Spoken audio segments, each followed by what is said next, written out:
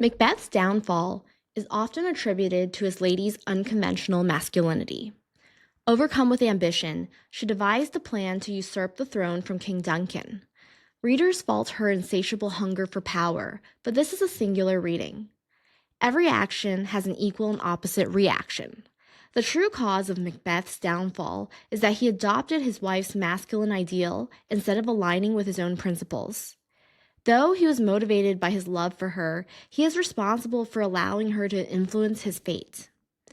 After the Weird Sisters enlightened him with the prophecy of becoming king, Macbeth was happy to espouse an external locus of control and be crowned without his own steering. He was open to inheriting the throne as long as he did not have to lift a finger. In this instance, he is aligning with his definition of manhood, which respected the divine right of kings and the great chain of being. Though the idea of becoming king planted a dark desire, his intuition told him it was unnatural to be a usurper. Duncan was the rightful monarch, and Macbeth was a kinsman. In his heart, Macbeth was content with the honors of becoming Thane of Glamis and Cawdor. His loyalty and intrepid performance on the battlefield earned him the golden opinion of society. These were the subjective measures of success to Macbeth. Lady Macbeth had other desires. She viewed the prophecy as a chance to take matters into her own hands. She motivated the regicide and was determined to suppress Macbeth's true nature. In her words, he is brimming with the milk of human kindness, and though he was not devoid of ambition, his loyalties would hinder his potential. She, on the other hand, wouldn't blink at ripping a baby from her nipple and dashing its brains out if it stood in her way. Thus, using all forms of manipulation, persuasion, and authority, she convinced him to fulfill her definition of the masculine ideal. Macbeth's insecurity lied in matching his wife's ambition. In multiple instances, she challenges his actions and behavior by bluntly asking if he is a man. She calls him a coward and makes bold claims about her ruthlessness. Never once does she consider how her requests contradict with his authentic nature. When you durst do it, then you were a man, and to be more than what you were, you would be so much more than man. To defend his manhood, Macbeth sacrificed his essence. He turned a blind eye to the immoral act of regicide, the successive murders that would have to follow to cover his tracks, and slowly spiraled farther and farther from his true nature. He was convinced that these were the standards of a man with ambition to satisfy Lady Macbeth. Thus he dons manly readiness, neglects apparitions that should not bother a man, and constantly reassures his wife of his biological gender. Had he only allowed himself the common sense of time, Macbeth would have properly weighed the consequence of these actions against his moral compass. Without introspection, Lady Macbeth authored his actions and sealed his fate. In the context of Macbeth, his downfall teaches readers that gender is not a universally defined concept. It is a choice. Jean-Paul Sartre posits that man is not what he conceives himself to be, but only what he wills himself to be. There is no standard that man is immune to regret, guilt, or fear.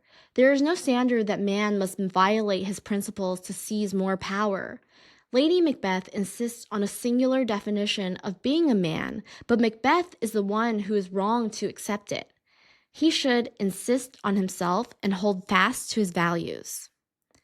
There is an argument to be considered that Macbeth lost himself because he was motivated by love.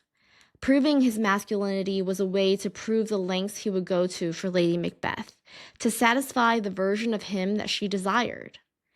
If these actions were aligned with his nature, they could be rationalized. But sacrificing so much of oneself to be loved is disproportionate and unrealistic. Love should be mutual.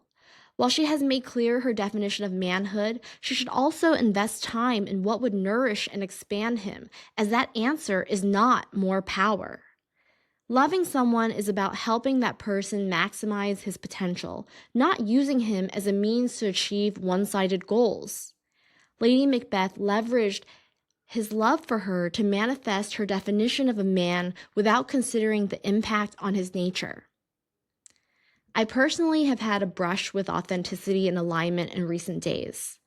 A friend from another period of life reunited with me after some years. In my life, I've often been romanticized as the wealthy offspring of an oligarch that is now a lady of leisure. Though I am honest about my path in entrepreneurship and my passion for writing, I'm still often viewed frivolously. My friend had certain social constructs that he wished for me to fulfill when it comes to my wardrobe, my diet, as well as behavior that denied my personal preferences and essence. I now realize, though, that the Lady Macbeths of the world perceive people in a way that is necessary to satisfy their egos. Macbeth and I are romanticized because this is the caliber of person they choose to associate with. In their eyes, we are not individuals, but rather accessories that decorate their lives. Should we not match the flavor of the week, we would be disposed of. There is no interest in truly understanding the architecture of our minds or hearts. As Macbeth did not hold on to his values, he unfortunately gave in for love. I can empathize with him. He didn't want to lose respect in his wife's eyes, and he might have even felt that this was the only way to prove his love for her. Marcus Aurelius would say, "You will lose friends, lovers, and comfort, but in doing so, you will find yourself." At some point, there must be a recognition of what a relationship is truly based on. Morals, values, and principles should not be compromised for a good rapport. Neither party should be sacrificed to satiate an unreasonable standard, especially in the name of love.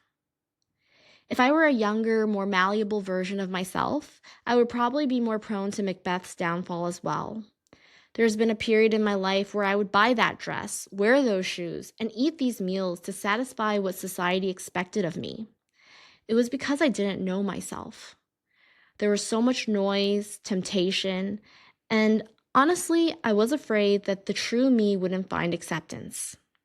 So I sacrificed alignment for what was perceived as security, a harbor to dock at, a refuge from the uncertainty of the world. But these are temporary.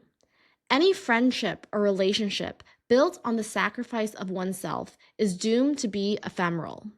In life, there will be endless evolutions of ourselves, and we need to face each one. The ones who stay are not necessarily the ones who are the same, but rather who will patiently witness and accept each version, knowing there is room for growth and the possibility of change.